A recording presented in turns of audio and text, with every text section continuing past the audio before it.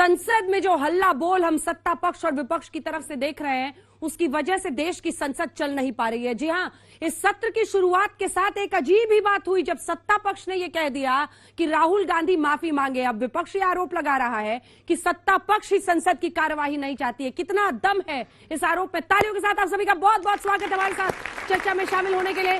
सुधांशु त्रिवेदी जी, राष्ट्रीय प्रवक्ता, सांसद, भारतीय जनता पार्टी के, तालियों के साथ उनका स्वागत कीजिए। रोहन गुप्ता जी, प्रवक्ता, कांग्रेस पार्टी के, तालियों के साथ स्वागत कीजिए। केसी Tyagi ji, secretary general, JDU के, एक लंबा अनुभव भारतीय राजनीति में इनका रहा है, तालियों के साथ स्वागत कीजिए। घनश्याम तिवारी जी, प्रवक्ता, समाजवादी पार्टी के, तालियों के साथ आप सभी का अभिनंदन। लेकिन इससे पहले कि हम चर्चा की शुरुआत करें, आइए आपको जल्दी से अपनी ये रिपोर्ट दिखा देते हैं। पहला दिन सोमवार, सभा की कार्रवाई 2 बजे तक के लिए स्थगित की जाती है। दूसरा दिन मंगलवार,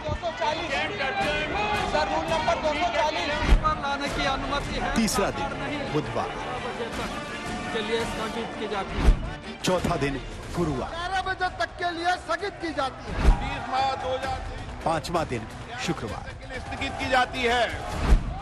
हर दिन की एक ही कहानी, वही जुबानी जंग, कार्रवाई का शुरू होना, हंगामा होना, सदन का शोर शराबे में डूब जाना और फिर कार्रवाई का स्थगित हो जाना।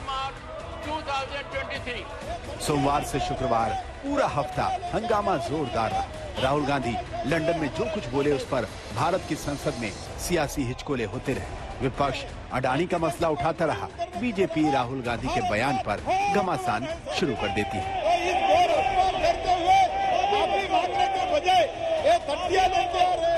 हफ्ते भर से लोकसभा का हाल देखिए। एक्शन होना चाहिए, हमारा डिमांड है sir.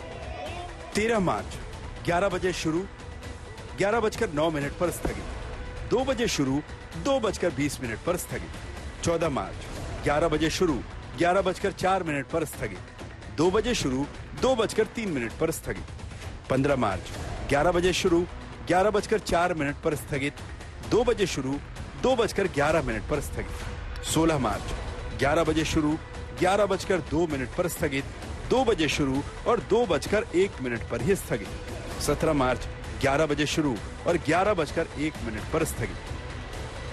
I find expedient to direct leader of the house to authenticate including तो ये है देश की संसद का हाल।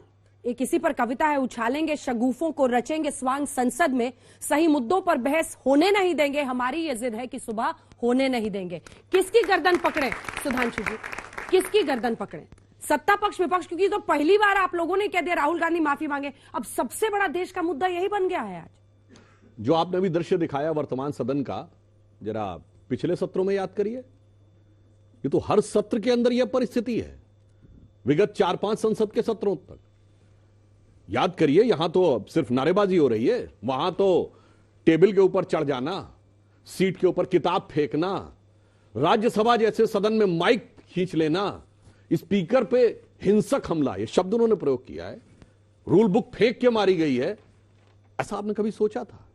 मैं सिर्फ ये कह रहा हूं, सत्र बदल रहे हैं, मुद्दों के बहाने बदल रहे हैं। मैं मुद्दों का बहाना शब्द इसलिए कह रहा हूं, मगर फितरत नहीं बदल रही है। विपक्ष की फितरत वही लगातार बनी हुई है। और जो मैंने आपसे कहा, एक कहावत है कि एक हाथ से ताली नहीं बजती, ताली दोनों हाथ से बजती है। मगर यहां तो जानते क्या है कि हर सत्र से पहले एक रिपोर्ट विदेश में छपती है। कभी जब जिस जमाने में किसान आंदोलन चलेगा तो वो ग्रेटा थनबर्ग बोल देंगी, फिर तो कभी पेगासिस का मुद्दा आएगा, तो फिर हिंडनबर्ग आएगा। एक हाथ इधर है और दूसरा हाथ 7 समुंदर पार है, और 7 समुंदर पार के दोनों हाथ ताली बजाते हैं ठीक संसद सत्र से शुरू होने से पहले। और इस बार स्थिति इसलिए हम लोग हिसाब से ज्यादा पीड़ादायक हो गई कि इस बार एक प्रकार से यह पूरे भारत की व्यवस्था को उस ताली के चक्कर में गाली देने वाली बात हो गई। मैं विनम्रता से पूछना चाहता हूं, स्वतंत्र भारत के इतिहास में कोई उदाहरण बताइए जब किसी नेता ने जाकर विदेश में यह कहा हो कि द सो कॉल्ड, चलिए डेमोक्रेसी खत्म हो रही, वो एक शब्द बोला, the so called defenders of democracy Europe and America, why they are not giving any reaction.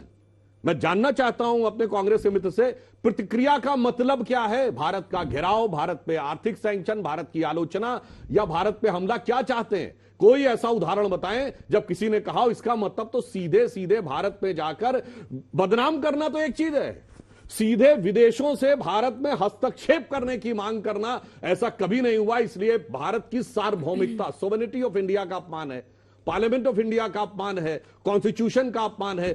इसलिए हमने कहा है कि माफी मांगे बगैर कार्य नहीं हो सकता।